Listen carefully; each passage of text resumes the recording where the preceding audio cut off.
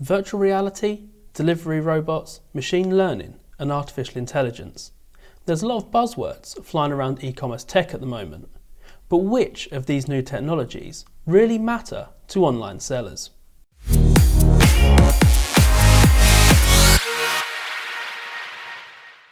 Today on E-Commerce Heroes, I'll be talking to John Lawson.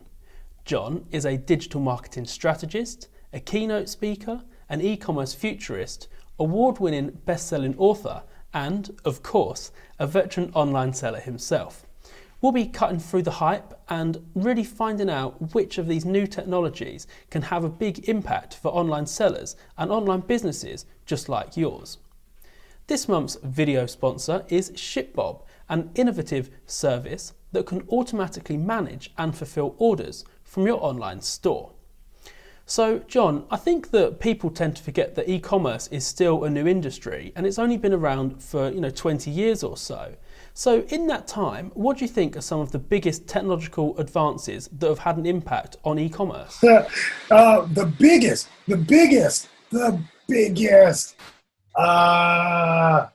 I would say logistics. Absolutely. Logistics. The fact that I can get something that I order online in 2 days is a huge advancement. So all the technology that goes into that, all of the components that have to be in place to make that happen. And it doesn't just happen on one platform. It actually happens on many platforms. So I think that's probably the most amazing thing is actually the speed and the rate which we get our products delivered. And if we fast forward to sort of now, it seems that there are quite a lot of sort of technologies on the horizon, some of which possibly won't get the take up and others could go on to sort of, in the same way that logistics have, define the next 20 years of e-commerce. So if we start with augmented reality, how does that work and what sort of opportunity does that offer to sellers? Augmented reality, it's getting cheaper. It's getting easier to build, and I've seen some pretty cool things that are going on in that space. What is it? What was the other part of the question though? What's the opportunity for small sellers? Yes, for online sellers in general, what kind of online sellers in general? Yeah. Oh, absolutely. Look, if I can create a world where the products are real, but the world and the environment that the product sits in is not real, and be able to order that, I mean, come on. It's so, your brain just explodes with the opportunities that there are in that space. And I mean, I think we just talk about augmented reality. What we don't kind of think about, we're going to have augmented audio. Think about that, you know what I mean? And so it's not just your visual, it's going to be your audio, it's going to be your odors that you're going to be smelling. I mean, it's going to be amazing environments that we're going to be able to create and walk through and do purchasing and shopping with. You know what? There was an old, I can't even remember the name of the app. It wasn't an app. It was a game, a gaming platform. I think it's still out there, but it was out there like around 2009, 2010, and you create your avatar and you walk through the world. You know what I'm talking about? I can't remember the name of it, but what that was is a precursor to where we are, like 8-10 years later. So the things that we used to do, they used to have, they would have shops. They would have clothing that you would change into. They would sell all this stuff, everything. There's so much commerce going on in this digital space. So that now is moving to a headset. The amount of commerce that's going to be done in virtual spaces and augmented spaces is going to be amazing. And if we look at what you actually mentioned in your first question, logistics, kind of we've got Kivas in Amazon warehouses, we've had drone testing. What do you think is sort of coming next in that space? Oh, that's so simple. We're going to print it in our house. Done. Yes, 3D printing, that's the next big thing. Like as soon as we get logistics right, we won't even need it. It'll be right there. There'll be a hole in the wall. We'll talk to it, and the thing we want pops out a few minutes later. That's the next big thing in logistics. How does that play out? I don't even know, but I know that's where we're going. And you said there about sort of about talking, and ironically, my next question for you is on chatbots, such as the eBay shop bot. What sort of difference can these make for sellers? And are they worth the investment? Because there is some sort of startup cost in getting these bots live. Yeah, there is some. I mean, anything that's going to make the experience more personalized and tailored to the consumer is always a good thing. The closer you can get to having real one-on-one direct conversation is a great thing. However, direct conversation is hard to scale. And that's where these bots come in, because you can have a bot that is able to answer frequently asked questions, direct people to the right area to get their issues resolved, things like that. That's where chatbots are very important and a good space for people to start looking at. The other thing is that, chatbots, yes, there is an investment, but it's not a huge lift anymore, especially for something very simple. When you just literally take your top 10, 20 questions and put them into a chatbot, the frequently asked questions, and then give people an experience where they're able to ask that question and get a digitized answer. That's easy to do on a Facebook chat with several of the upcoming providers right now at $20 a month maybe. So I don't think that it's hard to do like it used to be, and just get into it, try it, see how it works, and as you learn, you will build more and more onto that infrastructure. Okay, and some other definite hot topics in e-commerce at the moment are machine learning and AI. What sort of things are currently happening with online sellers in those two areas, and what kind of is on the horizon? People, I'm going to break AI down to you very, very simply. If you are a retailer and let's say you're not on a marketplace, let's move off of the marketplace, guys, because the marketplace, let me just say this, your entire marketplace is AI machine learning, period. All right? So you're already using it, it's there. Let's say you're not, though. What about your analytics? Google Analytics, that entire platform is able to make predictive, it's able to take the data and make some predictive moves that you should make based on the data that you're already seeing from those kind of analytics. That is, ladies and gentlemen, predictive analytics. That is AI.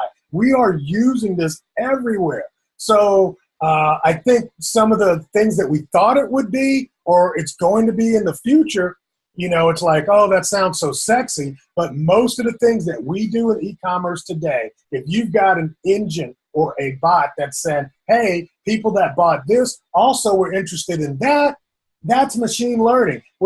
How do you think that happens? The machine learns what people were buying, and it uses algorithms to say, hey, based on your past purchasing, here's some stuff that you might be interested. So these are the things that are available to us right now, and going forward in the future, it gets smarter and smarter. The technology gets cheaper and cheaper, and it moves faster.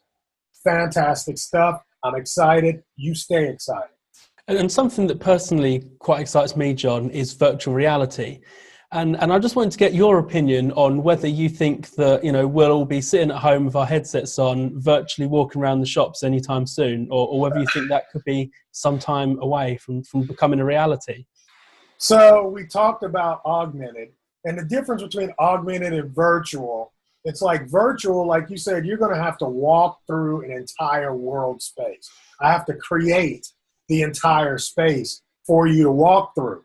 Augmented would be something like the Pokemon game. You can see the rest of the world, and they just project an image of the animal or whatever the hell Pokemon does. But it puts that into your actual reality. So it's much easier to do some overlay over the real world than it is for me to create an entirely digital universe and then have a real person feel like they're walking through it. So right now, I think that is such an expensive endeavor for the regular brick and mortar retailer, the regular e-commerce retailer. I'm not sure when the breakthrough is going to come. There are so many people into it right now, looking at how to really make this thing work, where we're going to walk to, I mean, you've probably, some of you go to conferences or whatever, and you might see the booth with the headphone and or the headset. And I remember at first they would have the booth and people be walking around, right? Then they realized that's too damn dangerous. So now when you go to the booths, they have people sitting in chairs looking around. Why? Because we're learning right now how that experience is going to play on us as actual physical human beings. I mean, putting on the headset for some makes people absolutely sick, right? You know, they just can't work in that spatial weirdness. So there's still some research to be done that's keeps it going. But hey, riding on a roller coaster with the headset on, feeling like you're in a virtual world, dude, that is happening right now. So I think the entertainment realm is going to get it first. And then once we are used to it and able to do it in the entertainment realm, you'll see it more in the commerce realm. Okay, so my final question for you, John, is another last question. Last question already. Yeah, you've flown through. So if we cast our minds forward and we look into our crystal balls, over the next sort of 5 years, how do you see technology changing the way e-commerce is done? And what should online sellers be doing right now to kind of prepare themselves for that? Voice. Do you remember a while ago when people were saying, like, think mobile first? Remember that? Yeah. And all of a sudden, mobile phones, bam, just took off. Well, I'm telling you now, think voice first. And what you're going to have to recognize is that we're moving into a realm where people are talking to their devices. So we got these, you know, Echo and Amazon and Google Home and all these devices are starting to creep into our house, and we're starting to talk to them. Now, what that means is right now we're kind of asking questions, but at some level, we are going to be having conversations.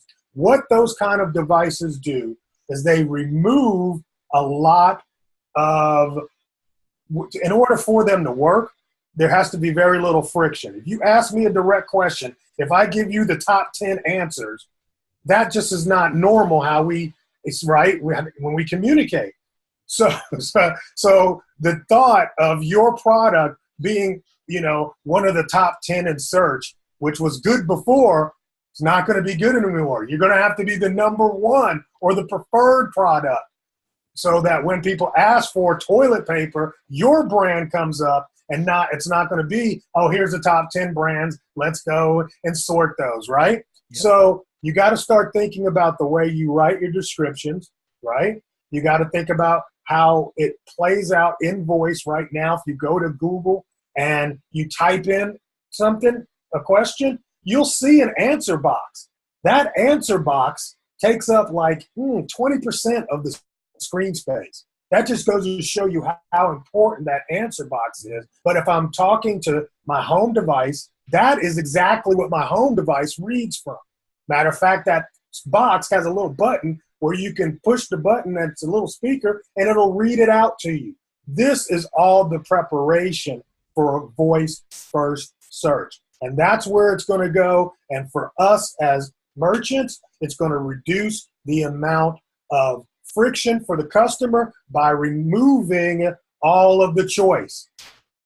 So you want to be that specific choice, and how we get there is going to be very, very important. And you said 5 years, I'm guessing 3. It's time to move on that. Think voice first. Well, John, a very big thank you for joining me. It certainly sounds like the future of e-commerce is going to be an exciting one. I'd also like to say a big thank you to this month's video sponsor, ShipBob, an innovative service that can automatically manage and fulfill orders from your online store. All that's left to say is thank you to everyone for watching, and we'll see you again for another episode of E-Commerce Heroes here at Web Retailer.